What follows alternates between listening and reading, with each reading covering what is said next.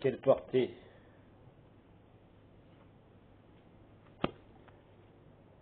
l'ermite?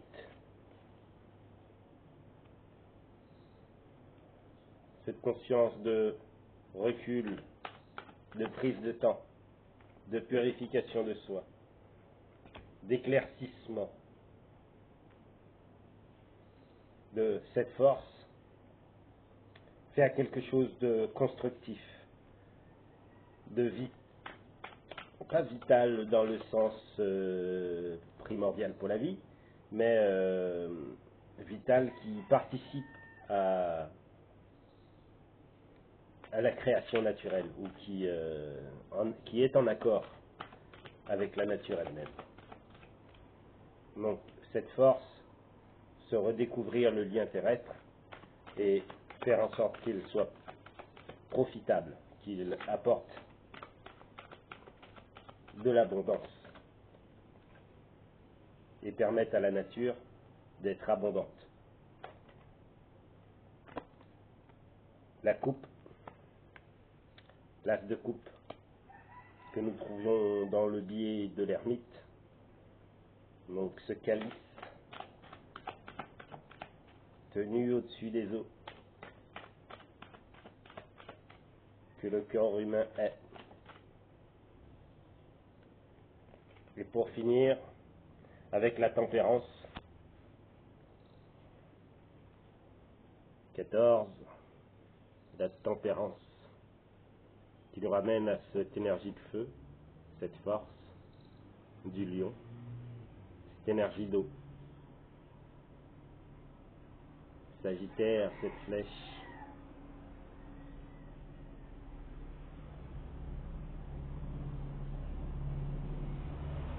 Donc bien se remettre aux énergies du ciel et de la terre, visibles comme invisibles, par faire ce côté unique et magique que chacun d'entre nous avons, pour poursuivre et aller dans ces nouvelles années. Donc nous avons la carte de l'ermite, les cartes de l'ermite, ce 9 d'ermite, à côté de ce 11 de justice.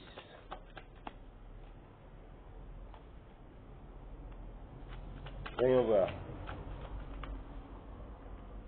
ce que tu peux nous dire.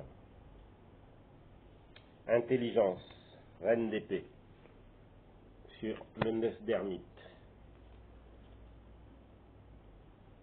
Le temps de conscience et d'élévation. La justice,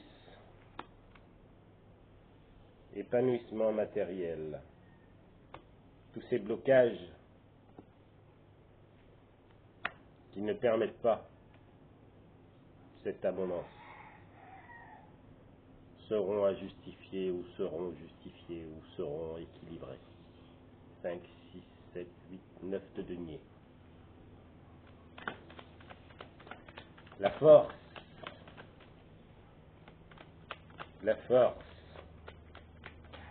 cet élément qui nous permet de modifier notre intérieur comme notre extérieur, de participer à ce monde par notre élévation en assistance avec ce monde extérieur. Le doute,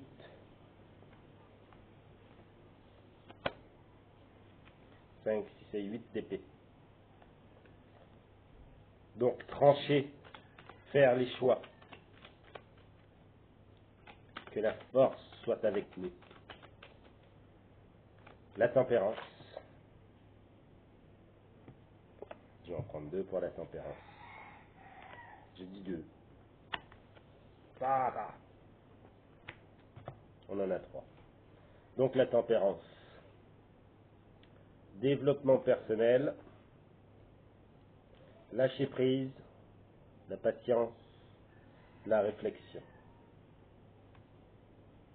As de denier, le pendu, la papesse.